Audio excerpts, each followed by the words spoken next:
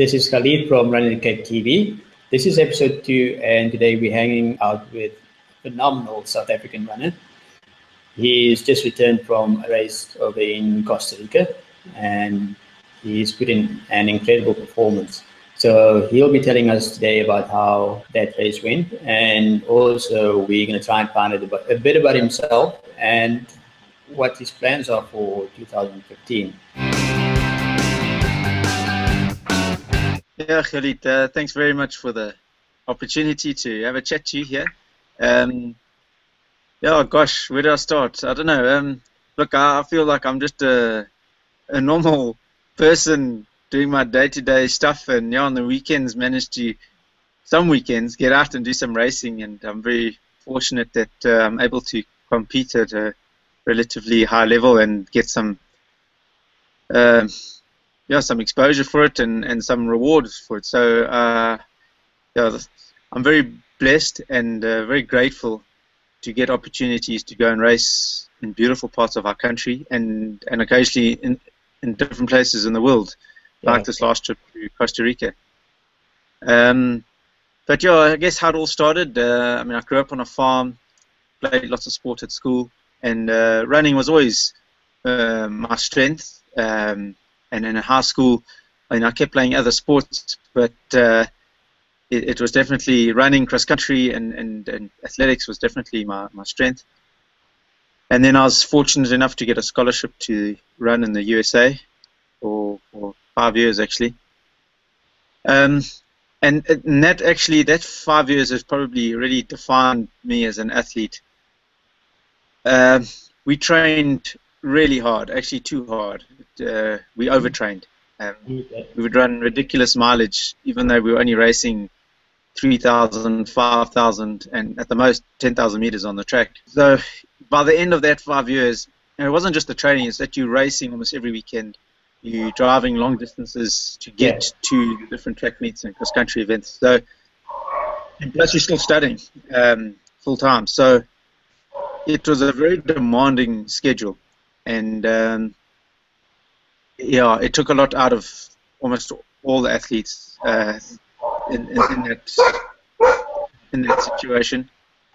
So after 5 years there, I was burnt out and I needed a break. I went backpacking, traveled around the world, did odd things.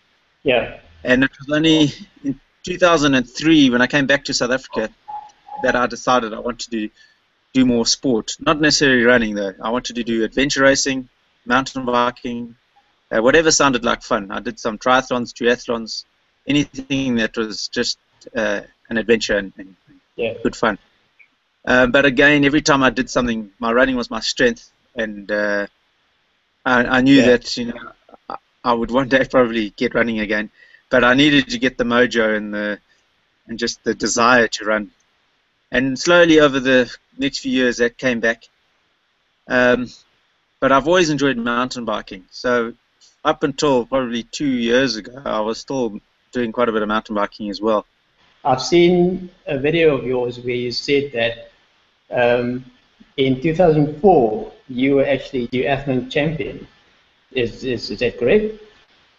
Yes, that's correct. So yeah, so someone said to me when I was down on the Cape, they'd see me running at a triathlon. My swimming was my weakness, but my cycling was pretty strong, and my running was obviously the best discipline. And they suggested I go to a duathlon, and so I went to the Western Province Champs, and I won that, and I went to SA Champs, and I won that, and then went to World Champs. And I suddenly realized that I've been now racing as an age grouper and winning the age group and the elite divisions in South Africa, but going to the Worlds, two separate races. You either race in elites or age group. And I tried to change. I was entered as an age grouper, but I wanted to change to race with the elites, but I couldn't do that. I had started the year as an age grouper and I had to continue. So the World Championships that I won was for my age group. I think that was 25 to 30 at the time. I also had the fastest time of the day out of all the age groupers. So I had a good day, but I wasn't racing in the elite category. And at the time I thought I would go back and race in the elites. But as things have turned out, triathlon really doesn't get much exposure. There's very little sponsorship available and just very little events. So, I paid for that trip out of my own pocket. It cost a lot of money buying the tickets and spending a few weeks in Europe. So I wasn't prepared to keep doing that in triathlon. I've got a family to take care of and businesses to run. I can't be spending frivolous money on overseas trips. So that came to an end. And that's when the multi-sport started. Mountain biking, doing things like Total Sports Challenge and Triple Challenge, and there were a whole bunch of races on the go at the time.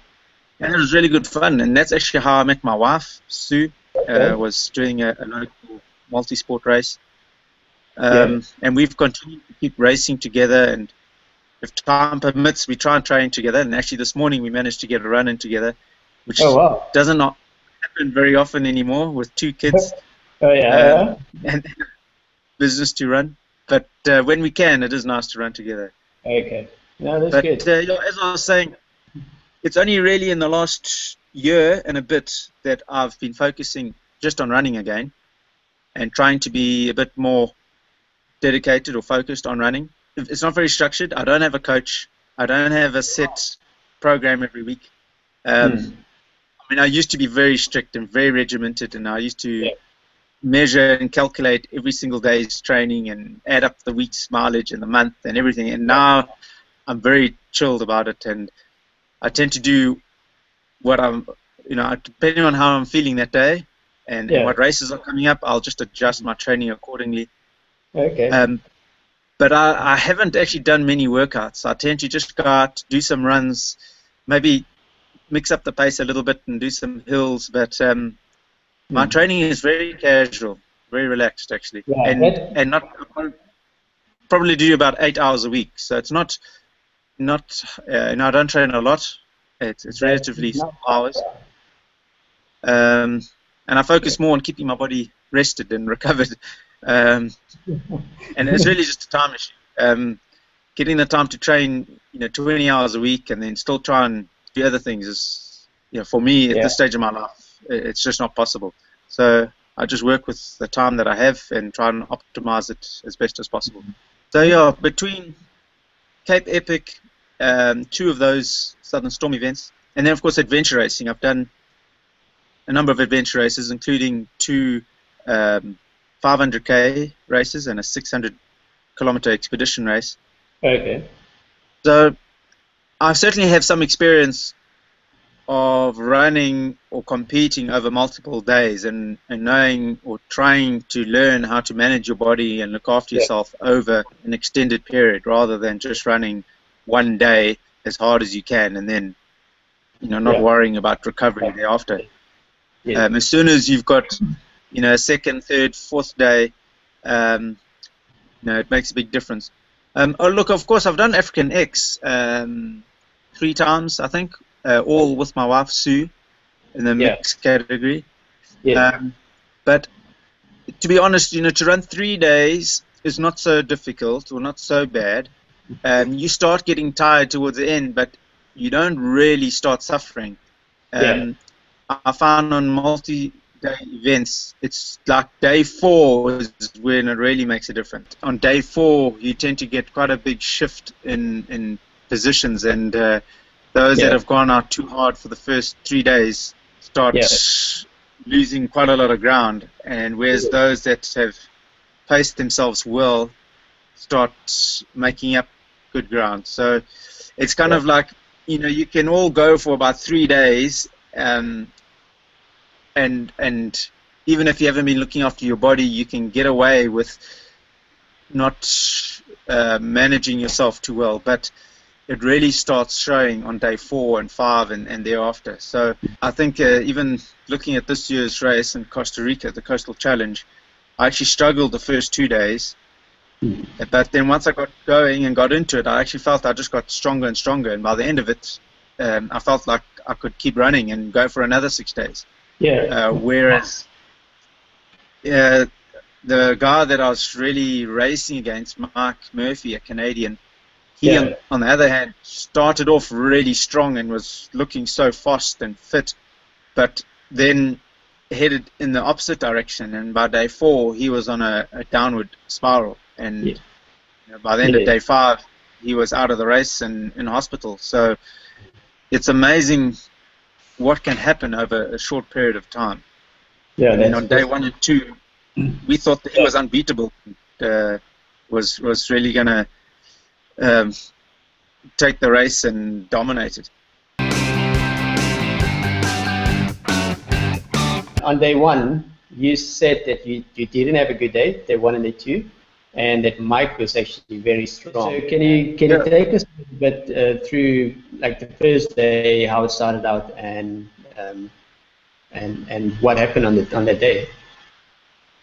Yeah, look, I mean, it started off actually with my travel trip getting there. It was a horrendous trip. I had numerous issues and problems. Yeah, look, partly because of my fault. I didn't realize, but I should have applied for a transit visa to get through the US.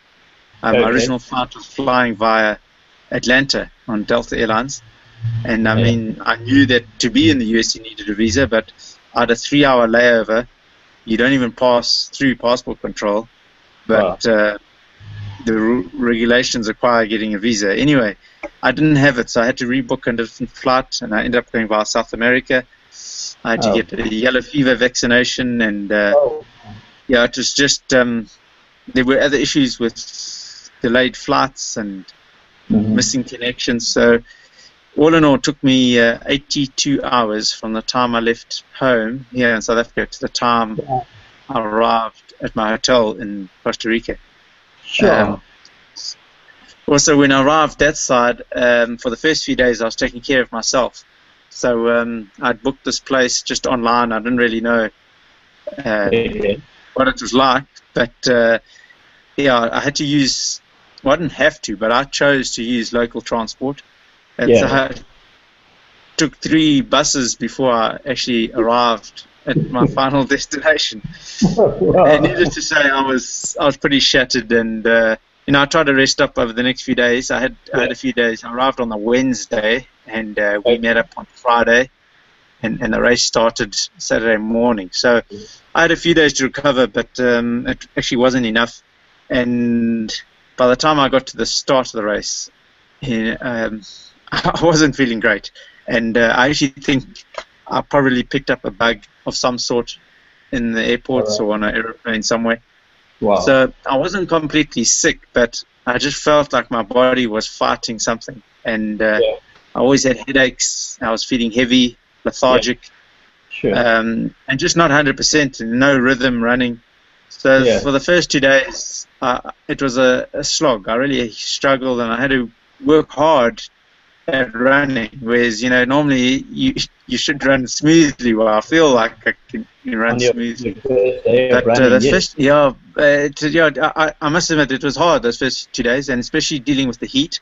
That is the biggest obstacle to overcome racing in Costa Rica on the Coastal Challenge, is dealing with the heat and the humidity, very high humidity, and it's hot. So you sweat a lot, and not always just running, but even in the afternoon, if you're sitting around and even lying in your tent, you know, it gets too hot. You got to go and find a cooler spot to rest up. So I understand. Dealing with the heat and the humidity was a big factor. And the guys coming from the Northern Hemisphere countries, and there were some British and European runners too. You know, it was definitely harder for them to adapt and get used to the conditions. But you must remember, I live 2.5 hours inland from Durban in the mountains, so it's not very humid here. It's probably quite similar to the Cape. You know, if you go into the shade, it's cool. Whereas I know you go to Durban and you just can't get away from the stifling humidity and heat. But I would say, you know, obviously the Costa Ricans were well adapted, but after them, I was probably the next best adapted runner for those conditions. So it definitely would have suited me more than, say, the Canadian or the North Americans coming out of the cold winters. So even though in day one I wasn't feeling good, and actually the Canadian Mark Murphy, he went tearing off at a hell of a pace and looked really fit and strong. It was only because he took a wrong turn that I ended up in the lead. And I was fortunate enough to win the stage. He managed to get back on track, but by then he was too far back. And everyone else was also taking strain, especially with the heat and humidity. So I feel I was somewhat fortunate to end up winning day one, and have a bit of a cushion on Mark of about 14 minutes. But day two, he really had a good day, and he cranked up the pace, and he put almost half an hour into myself and Joe Grant. We finished second and third together on that day. And I must admit, after day two, I still wasn't feeling great, and Mark was looking so strong. I really didn't think we would be able to catch him, and the rest of us were just there to enjoy the ride and have a good time and watch Mike disappear into the distance. But as it turned out, day three was quite an important day in the overall race, and was a turning point in the race. I started feeling better and feeling a bit more of a spring in my stride, and had a bit more rhythm. And that day actually started with a technical rocky section up a river, running over rocks and crossing the river a number of times. And I suspected that I would handle those conditions better than Mike, who comes from a triathlon background and also mountain biking. And I think that section up that river on day three for me was the turning point of the race. Mark did have, because he beat me on day two by half an hour, he now had a 16-minute gap cushion.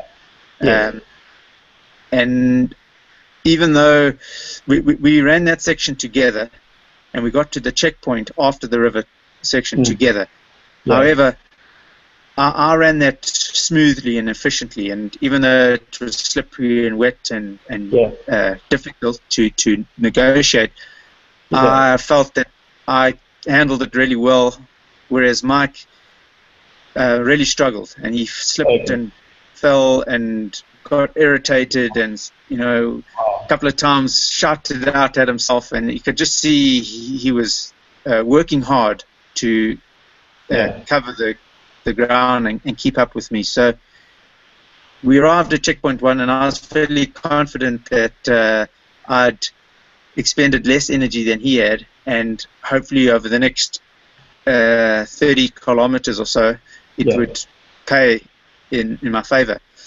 And as it turned out, as soon as we left that checkpoint and it started with a climb, Mike immediately fell back a little bit.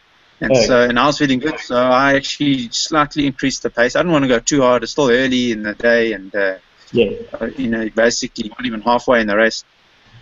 But I gradually built up a lead on him, and then I just kept going, and I felt good the rest of the day. I must admit, at the end of that day, we had a long beach section, which was very hot, and I had to work along there. But I managed to build up a comfortable lead.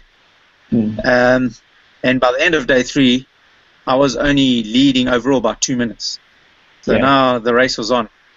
But what actually happened was, at this point, even though we were quite close in time, I was getting stronger and heading upwards, whereas Mike was now on a downward spiral. He was starting to suffer from various issues. A lot of those cuts and grazes that he got on those rocks started getting infected. Oh wow! He didn't realize it at the time, but that it started this whole downward spiral. I think he was already dehydrated the day before, and day three just compounded it. So by the time we got to day four, even though on paper we were neck and neck, I had a pretty good advantage of him just from a physical condition. Obviously, you're now feeling much stronger from day 3 onwards, and he's starting to battle.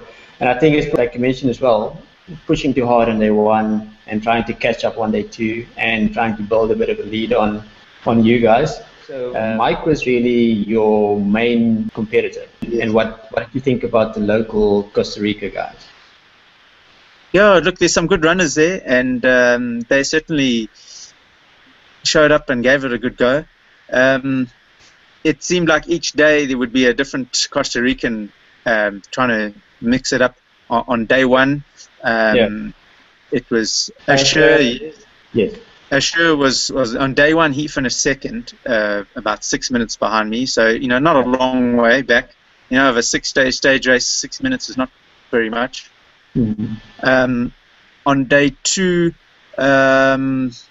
at some point, Jeffrey caught up to me. It was just before checkpoint 2. So between checkpoint 1 and checkpoint 2, Jeffrey caught up to me, and we actually ran together for a few kilometers. And I thought, this is good. The guys are doing well. So by the end of that day, I can't remember the exact time gap, but he had dropped back a little bit. And then the following day, it was then Royne's turn. He had a good day. So it seemed each day there was a different Costa Rican having good runs. But by the end of the 6 days, those 3 Costa Ricans were still in the race, mixing it up for second, third, fourth. And it was good to see them, battling it out and running solidly. If you look at the other internationals, Cole Meltzer and Joe Grant, they've come out of, well, they're still in their winter, really. Start of the season for them. Cole especially, he races 100 milers. That's his thing. So this race was not really in his strength. So he was really there just to enjoy it, use it for good training week. And it's just nice to have a trail running legend who's been in the sport for almost 2 years there, and chat to the guy and learn from him. So it's a great privilege just to be there, meeting these people and learning from them. And the same for Joe. This also wasn't really a focus race for him. He's got other events later in the year that he's working towards, and it's quite early in the season. So it really was an opportunity for these guys just to come out and enjoy Costa Rica, get a good training session in for the week. And from my perspective, it was great to meet these people and get to know them. So, after the first couple of days, it was quite obvious that look, Joe rolled his ankle on day 2. We actually ran the last 10 or 12 kilometers together, and he really did well to stick it out and keep going and finish the event. He had to slow down, especially on the technical stuff. He struggled, but he did really well just going. And that was testament to a great athlete who he could have just called it quits and jumped in a vehicle and enjoyed the ride, but he just kept plugging away and did really well to finish. Exactly, and I think he finished 5th or 6th. That's really impressive. Look, you must remember that this is a relatively small field. To get a big field out in Costa Rica to run for 6 days in the jungle, I think they're always going to have a limited field. So the gaps were quite big between all the athletes. And there's quite a big spread from the top end down through to your real weekend warriors, people who do a lot of walking and a little bit of running in between. So the gaps are quite significant in between all the runners. Before we move on to day 4, day 3 I think was your longest day, and it was also a very special day. Mark Wardian and Philip Wright, they had a good tussle last year, and on that particular day, Philip Reiter won. His time was, I think it was 5 hours 18 minutes, about that. But I know they had a sprint finish between Mike Wardian and Philip Reiter, so they were literally a second apart for that stage. Yeah, I was quite surprised that I beat Philip Reiter's course record by, it was almost half an hour, I think. I think he ran a 5 hour 18 the year before. So yeah, I think we were both moving quite well. It was a long, hot day. I know that last beat section was very, very hot. And then you had a bit of a slog up a hill through the jungle forest to get onto a tar road, and then you had about 4 k's of tar. I haven't done the Hawaii Ironman, but I had visions that this is what it was like to run over the hot tar road at Hawaii Ironman. It was really cooking. And I actually lost my peak in the river section. Oh, wow. I ran that whole beach section without a peak, and I really felt that the sun had baked down on me, and felt like it had drawn out a lot of energy. So that last stretch was quite a slog, and I was surprised to get in with the time I had. I mean, I must admit I didn't know what the records were, and you know, I was just running, and it's not like I was trying to run on a particular pace or get there by a certain time. I was just running according to how I felt each day. So it was a surprise for me to break that stage record. But yeah, by the end of day 3, I was pretty confident of how I was feeling, and I knew that if I could just keep that up, that I could possibly, you know, win the event.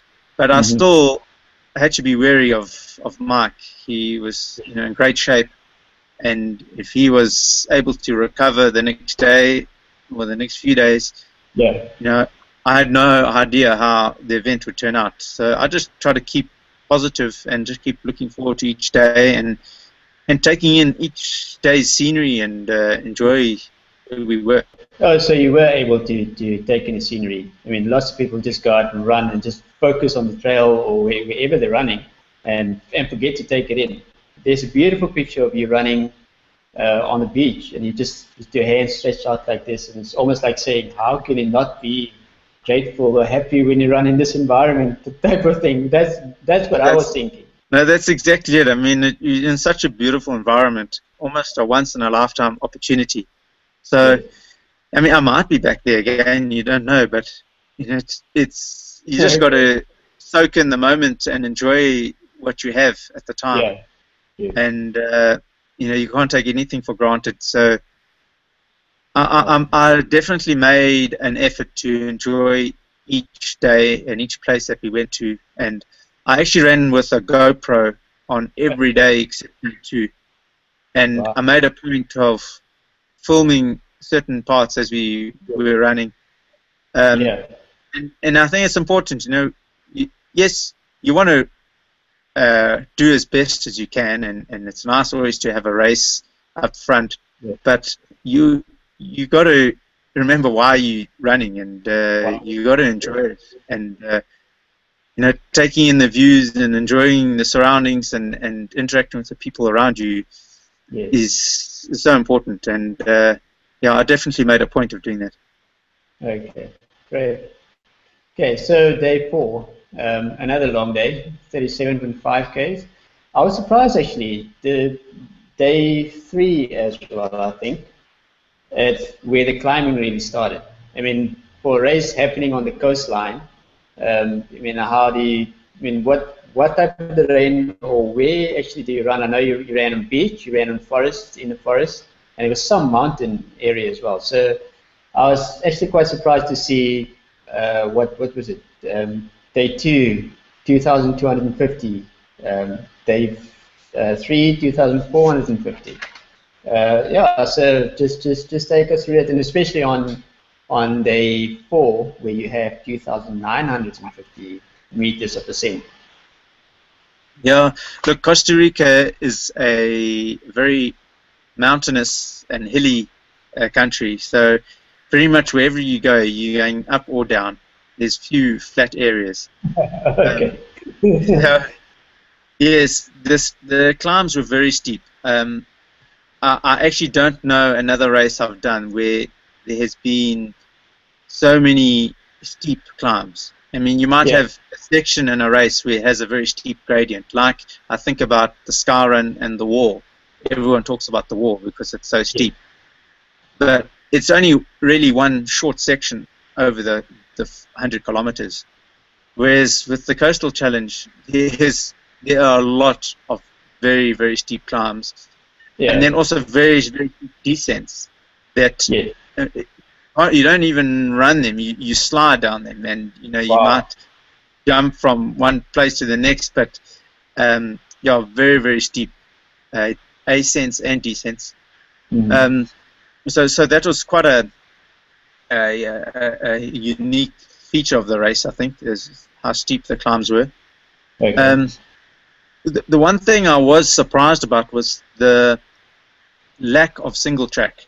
We actually ran mostly on roads, dirt roads. Some were like gravel roads, good for driving on. Others were forest tracks, dual tracks, that probably only a 4x4 would go on. But it's actually difficult to maintain trails in those tropical rainforests because there's so much growth and so much rain that unless you're going to be walking or using that trail every day, it soon grows in. So there are trails there that they cut each year just for the Coastal Challenge. No one uses them during the year. No animals really use them, and no people. And so by the time they come back the following year, it's all jungle again, and they got to get out their pangas and start cutting the trail again. So as a result, we had limited single track. And it was a bit of a surprise as a trail running race, especially in South Africa. We, I think, are spoiled with a lot of single track. But it's still because you're in such a unique environment in the tropical rainforests, beautiful scenery. It didn't actually matter too much. The only day that I would say it became a real slog on the roads was day one. There was quite a long stretch at the beginning through, and it wasn't actually the rainforest. We were going through palm tree plantations. So it was quite monotonous. It was flat. It was hot.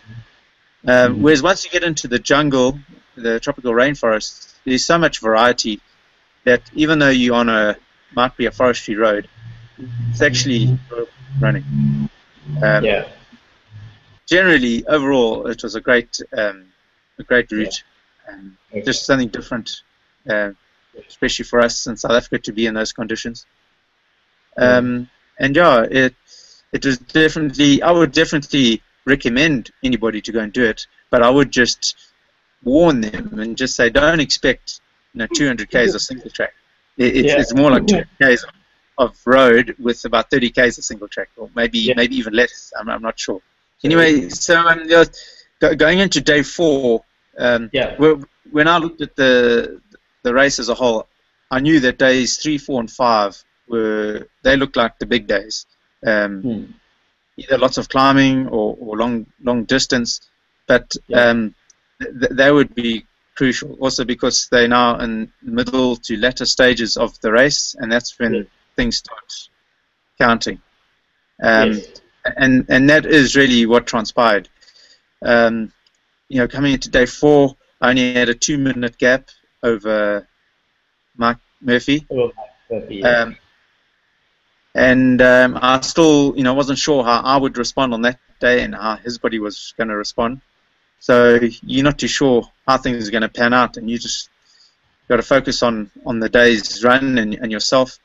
And as it turned out, I had another good run. Actually, I felt really good the whole day, and managed to drop Mark on the first climb, which immediately told me that he was still struggling and had a number of issues he was dealing with. And actually on the descent, because that day was spent mostly at a high altitude, we climbed up very steep, long climb at the start, maintained that altitude, obviously with quite a few ups and downs, smaller ones, and then had a long, steep descent towards the finish. Yeah. And what I really noticed on the last descent was it got really hot and dry.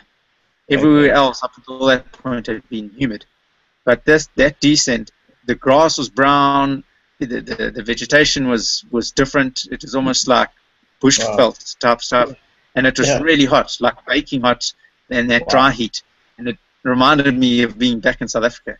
But it only lasted for about 10 k's, and then as soon as you got down into the village, the town where we finished, it felt a bit more humid again. Even finishing there that day, I really had a lot of spring in my stride, and I felt really good at the end of the day. And I knew then that I was getting stronger day by day, and I was getting more and more confident. And unfortunately for Mike, he was really struggling, and even though he kept up a good pace and he was still running reasonably well, he was putting his body under huge stress and taking a lot of strain. Another big day on day 4, another record. So you again probably only went out, just decided to go run it. Generally, I felt good the whole day, and it was nice to be able to get another stage record. No, well done again. Thank you. And obviously day 5, another big day. 47 k's, 1,450 meter climb again, and this time broke Mike Wardian's record, with Mike Murphy now being in the state that he was, and you now obviously have changed your strategy and think that, I mean, you're in it for the win. It's your race. Just take us through that day. Yeah, still, to be honest, at the start of day 5, while I knew I was feeling good, I wasn't aware of how bad Mike was feeling. I knew he was taking a strain, and I knew he was not nearly as strong now as he was on day 1 or day 2. But I just said to myself, I must just keep doing what I had been doing and just keep running like I had been running. I didn't want to change my tactics or strategy, just run according to how I was feeling. And as it turned out, day 5 was very different because it started raining overnight, and when we started the day's run, it was a gentle drizzle. Fortunately, the first 10 k's, it was a good dirt road, like a district dirt road, so even though it was wet, it was a little bit slippery, but you could still run at a normal pace. And actually it was quite nice because it was cooler than normal with the rain, and we didn't have the same intensity of heat. It was still very humid, but not as hot. But after the first checkpoint, we went down a much smaller little jungle road, and actually as I entered the section, I passed a whole bunch of big equipment, graders and bulldozers and trucks, and they'd actually just graded and worked on this little track through the jungle, and now it was starting to rain even heavier, and instead of being a dirt road, it now became a mud slide, and it was a lot of fun because you're slipping and sliding, but I was like, this is going to be hard work. It takes a lot of energy out of you. So I kept moving, but I was trying to just do it efficiently and not to spend too much energy running through the thick mud and slipping and sliding. And it's just something different and unique, It's almost what you expect, I think, running through tropical rainforest, is to have rain falling and to be running through mud and water and stuff. But it certainly slowed the pace down. Once we got through that section, I was able to get back into a nice tempo and running again. But I must admit, I was very surprised to get to the finish and learn that I had broken that stage too. It was only by 3 minutes, though. It was a much smaller margin. but knowing that we had at least 10, probably 15 kilometers of mud and slipping and sliding, and I mean there was some places where you couldn't even run uphill. The uphills weren't steep, but they were just very slippery, just like clay. And so I actually picked up a stick and I was like trying to walk up these slopes without sliding backwards and using the stick just to have some traction. So I definitely lost quite a bit of time in that muddy section. And as because of that, I really thought there was no ways I was going to be able to break any stage record. But still, I still didn't know exactly what the time was, and I was still just running, for myself, and just finished the stage. And it was only after I'd actually finished that the race organizer, Rodrigo, informed me that I'd broken my third stage record for the event. So I must admit, I was very surprised. Yeah, well done again. We are probably getting used to you running with sticks now. I mean, I've seen you in a couple of races, and I've seen you with a stick, and I must admit, it's actually a very good image, seeing you running and having a stick. It's not even a normal, even like your commercial hiking poles or whatever you get, just a normal stick, and you're just plugging away, just moving. I think it's great. It's a great image. When you get to my age, you will use anything you can to help you get along. So, well, anything legal, put it that way. I can. Day 6 again. Was it from Drake Bay or to Drake Bay? I can't remember. Or was it the same? It started and finished in the same place. So we started and finished at Drake Bay. We did a loop. Up until then, every other day was a point-to-point race. But on the last day, day 6, we did a loop and finished back at Drake Bay. And actually, that was the best route of the whole race. That day 6, we had a lot more single track, purely because it is in a more of a tourist area where there's a lot of hikers and people accessing those trails. So those trails are used a lot, and as a result are kept clear. But it was only 20 odd Ks. It's the last day.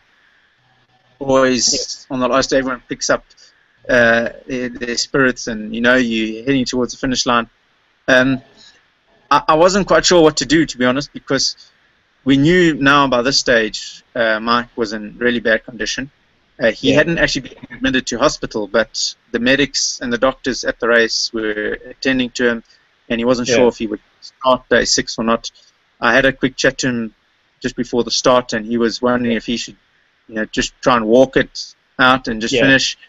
But as it turned out, he actually was then hospitalized that morning, and that was the right decision and the best thing for him.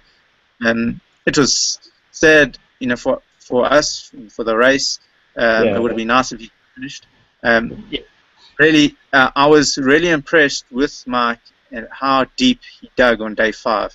And when he finished day 5, he was absolutely shattered. Like, really, even later in the evening when we saw him, he was always quite white because he's come out of Canada, winter, hardly see the sun. But he was like a ghost. He looked like a walking ghost. Really, his skin wasn't a normal white. Someone said to me actually when they saw him at the finish, he looked green. They said, and he had lots of cuts. They were infected. His hands and fingers were swollen. He really wasn't in a good way. So such a long day, like 47 Ks, having to endure that. Look, I think most people would have pulled out long before he did, and especially on day 5, they would have, jumped in a vehicle and headed to the finish. So hats off to him for sticking it out and getting to the finish line unassisted on day 5. And I mean, he was even prepared to keep going on day 6. It was only when the doctors intervened and said, no, we're taking you to hospital now. If they hadn't intervened, he probably would have continued, and even if he walked, he would have finished it. So, great determination to continue. And yeah, I just hope he recovers now and gets back his health. Yeah. Well, thanks for those words. So was race 6 another stage record? Okay. It was, but I must admit I feel kind of guilty about having a record for day 6 because traditionally on the last day people take it easy and they kind of run together and cross the finish line together. Yes. And I actually chatted to a few people and I wasn't quite sure what I should do because now Mike was out of the race. Do I hang back and run with other people? Or do I just do my own thing? And I just decided, actually it was Joe Grant who said to me, he said, just keep running like you've been running and just do your normal thing. So I did. And on the last day they allow quite a few of the support crew and the volunteers and people helping out to also run that last leg. They're not official finishers, but they come and join in, which is really fun. And one of the crew is actually a good runner, Fidel, and so he took off. And I started and I was filming the first kilometer or 2 on my GoPro and let him go ahead. But once I finished doing my bit of filming and stuff, I thought, okay, let's get going, and it'd be nice to run with somebody. Yes. And so for the first 10 Ks or so, we ran together, and we were actually clipping along at quite a nice pace. Nice. But then he started taking a bit of strain, and I thought, well, I'm feeling good, I'm comfortable, I'm relaxed, I'm just going to keep going at this same pace. So I kept going, and I really enjoyed it. That last day was really a fun day, beautiful scenery, and of course, it's your last day, everyone's feeling good. The last stretch along the coast, it was quite a lot of single track, and then running onto the beach, and then back onto the single track, and routes, and a few little streams to cross. And it actually reminded me a lot of the Otter Trail. Not as steep as the Otter, it didn't have all the ups and downs, but very similar in a lot of ways to running along the Otter Trail. And it was nice and cool, you were in the shade of the forest. And in the end of the day, I did break the course record for stage 6, but to be honest, I don't know how many people have actually run it as a race on the last day. They typically run with other people. So yes, I did get in my 4th stage record. But I think more importantly for me was winning the race and getting the overall race record. So I was happy with that. But well done on a race well run. I think you're really an inspiration to a lot of people out there, myself included. So, 2015 running plans. Do you have any races lined up, except for Otter, except for Skyrun, except for hopefully Matroosberg? Typically in the last few years, I've only done a handful of races each year and just try to focus on those ones. I am now, after Costa Rica, I met a lot of good people, either athletes, race organizers, or media people who are involved with races all over the world. So I'm busy looking at possibly going to do some other international races. Nothing's confirmed, but right at this very moment, I'm busy talking to people, and we're trying to see if I can get to some races. Look, the big thing is getting financial support. So if I can get some assistance from race organizers or possibly from some sponsors, then that'll be the real decision maker. Iain Don Wauchope, thank you very much for your time today. Good, thanks very much, and appreciate your time. No, it was an absolute pleasure talking to you. Yeah, all the best for 2015 and your running. And say hi to Sue as well. And the best for her preparations for Annecy. Thank you very much. I will tell her. Yes.